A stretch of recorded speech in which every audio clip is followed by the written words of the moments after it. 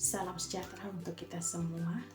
Perkenalkan, nama saya Mediana Marleni Faot dengan NIM 501372358. Saya akan menjawab pertanyaan pada diskusi kelima mata kuliah studi komparatif pendidikan dasar di berbagai negara. Pertanyaan yang pertama yaitu bagaimana kita menyikapi fenomena ChatGPT AI dalam proses pembelajaran. ChatGPT adalah teknologi yang mengubah fungsi teknologi dari sekedar alat hitung menjadi alat kognitif dan pembantu belajar. Ini adalah AI yang mampu memproses bahasa alami dan membuat jawaban yang kompleks. Untuk menangani fenomena ini, kita harus melihatnya dengan cara yang adil dan mengoptimalkan manfaatnya sambil menghindari kerusakan. Kelebihan dari AI dalam hal ini aplikasi ChatGPT dalam pembelajaran, yang pertama itu fungsi alat belajar. AI dapat berfungsi sebagai tutor pribadi yang tersedia kapan saja dan di mana saja.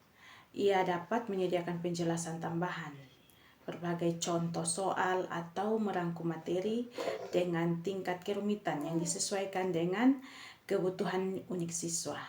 Ini juga mendukung pembelajaran berbasis individu seperti yang dinyatakan dalam modul MPDR 5302. Yang kedua adalah mendukung HOTS atau Higher Order Thinking Skills.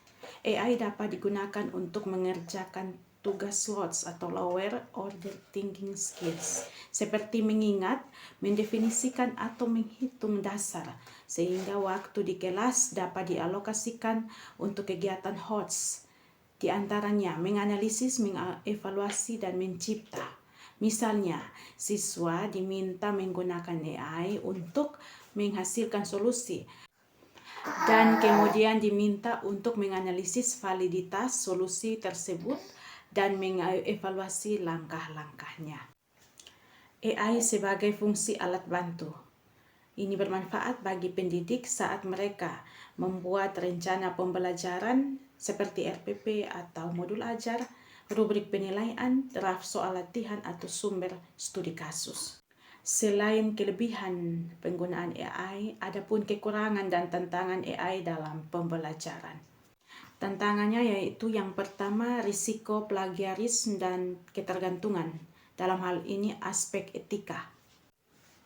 Tantangan terbesar adalah jika siswa menggunakan AI untuk menjawab soal secara langsung, seperti dalam pelajaran matematika atau sains, maka tujuan pembelajaran yaitu proses berpikir akan hilang. Akibatnya, guru harus mendesain ulang ujian menjadi penilaian asli yang tidak mudah dijawab oleh AI. Yang kedua, keterbatasan akurasi dan bias data. Dalam hal ini aspek kritis. Maka hasil AI kadang-kadang mengandung kesalahan faktual atau bias yang berasal dari data latih.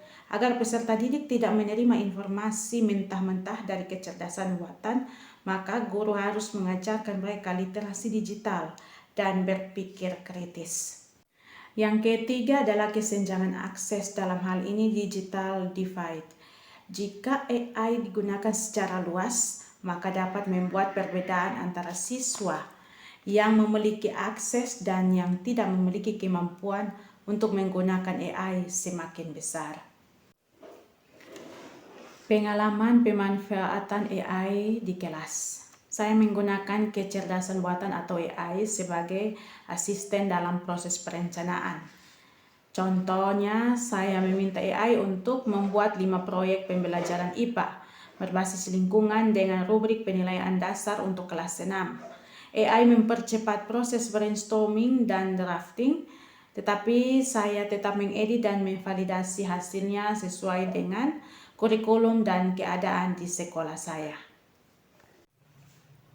Jawaban yang kedua yaitu menanggapi video A Day Made of Glass 2 oleh Corning, menyajikan visi masa depan yang mengintegrasikan teknologi transparan dan interaktif ke dalam hampir setiap aspek kehidupan.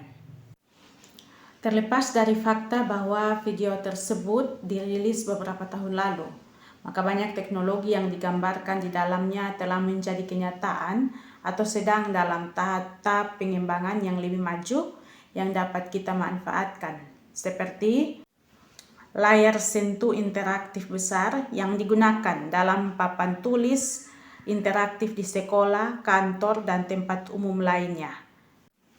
Ada juga koneksi nirkabel seperti ponsel, kulkas, oven, dan peralatan rumah tangga. Video konferensi dan kolaborasi jarak jauh, dalam hal ini komunikasi dan kolaborasi dalam waktu yang nyata dalam proyek seperti yang terlihat dalam rapat kerja atau konsultasi kesehatan. Akses instan dan personalisasi informasi seperti permukaan layar, cermin, jendela, atau meja dapat secara otomatis menampilkan informasi cuaca, berita, dan jadwal. Kesiapan pendidik dalam menghadapi kemajuan teknologi. Yang pertama adalah pengembangan kompetensi digital berkelanjutan. Poin yang berikut adalah menguasai pedagogi digital.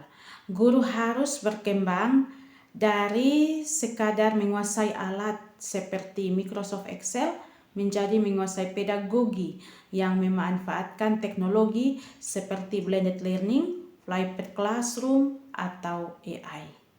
Fokus pada literasi kritis. Pendidik mampu mengajarkan siswa bagaimana menggunakan teknologi dan mengevaluasi data yang dihasilkan oleh teknologi, etika digital, dan keamanan cyber. Yang kedua, mendesain ulang kurikulum dan penilaian. Seperti yang ditunjukkan dalam video, maka kurikulum harus berfokus pada proyek dan pemecahan masalah autentik, di mana siswa menggunakan teknologi untuk menyelesaikan masalah kompleks di dunia nyata, dan beralih dari ujian berbasis hafalan atau LOTS ke portofolio, presentasi, dan simulasi yang semuanya membutuhkan penerapan keterampilan 4C. Dan yang terakhir adalah mengadopsi pola pikir fleksibel dan adaptif.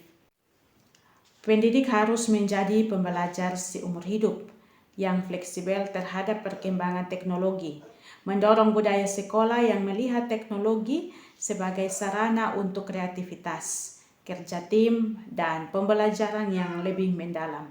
Maka pendidik harus menjadi teladan dalam cara memanfaatkan teknologi dengan benar. Sekian jawaban dari saya dan terima kasih.